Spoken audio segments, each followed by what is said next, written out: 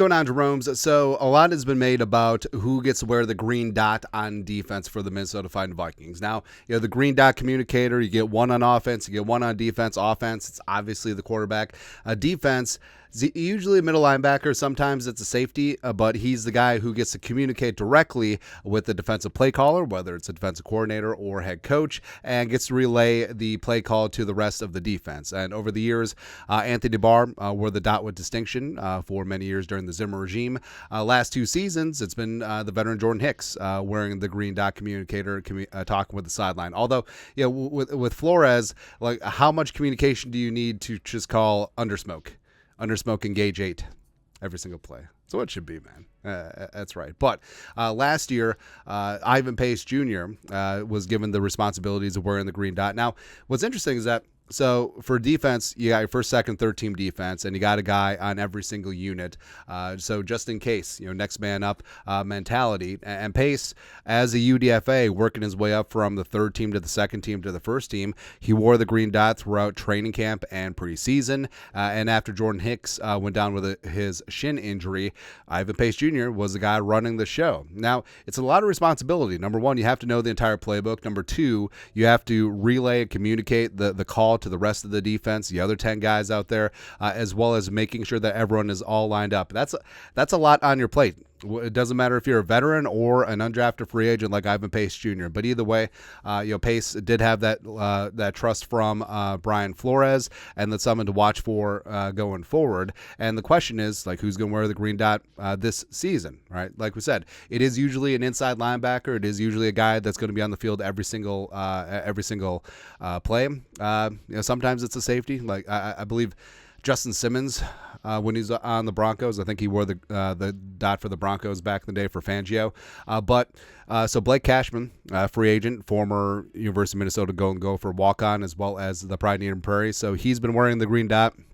Ivan Pace Jr. has also been wearing the green dot, and they're going to have multiple guys wearing the dot during training camp and preseason just to see what goes on. Long story longer, Kevin Seifert, ESPN, who's not Carl Gershman, in his 5 takeaways, talked about what's going to happen with the green dot. All eyes on the green dot. A free agent departure of veteran linebacker Jordan Hicks meant, among other things, another player would take over the defensive play calling responsibilities, signified by the green dot on the helmet. The role is especially notable when the defensive coordinator is Brian Flores, who rotates personnel frequently based on weekly game plans. The player with the green dot on his helmet is one of the few front 7 players who we can assume will be on the field throughout a game and season.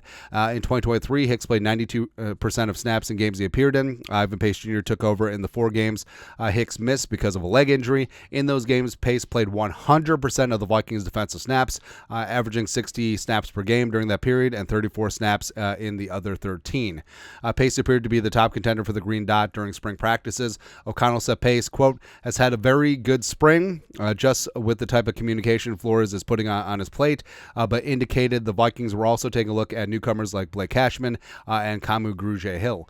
Pace appreciated the trust the Vikings showed him his rookie season last year. Yeah, when Pace talked to the media, like, you could tell, like, he was very perturbed about not just being given the green dot that he thought that he earned last year, which I understand. He's a competitive guy and he wants that responsibility. He wants to be a leader out there. Quote, it made me think more and actually focus and break down what the offense is doing, what our defense is doing. He said, I know they brought in a couple of linebackers that have more experience and stuff, but if they trust me enough to have the green dot, I'm ready for it. And with Cashman, Cashman was fantastic last year. He was PFF 6th graded off-ball linebacker, was a true leader for the Texans defense with their resurgence under new head coach DeMeco Ryans. And he wore the green dot for that Texans defense last year, led Houston in tackles as well. And Cashman, like, he's a veteran. He's been around the block. Same thing with Grugier-Hill, although I don't necessarily see Kamu playing as an every down player on defense. So I think it does come down to Pace or Cashman. And I'm honestly good either way with whatever happens. Now, I will say that, given Pace's experience last year with Flores, he does have the inside track, but also in terms of what their specific role could be, because that Cashman is going to be a traditional meat and potatoes 3-4 inside linebacker, the Mike or the Jack or whatever.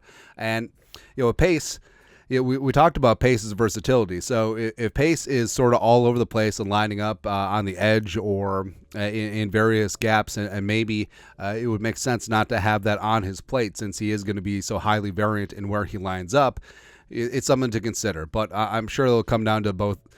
Hell, it may change from week to week. Who's getting the call, who's lining up. Either way, lots of guys with lots of experience and knowledge of the scheme, as well as experience getting guys lined up. That's the name of the game at this point. So, again, whoever gets to have Flores barking in his ear about the defense and then calling undersmoke, engage 8, whatever happens.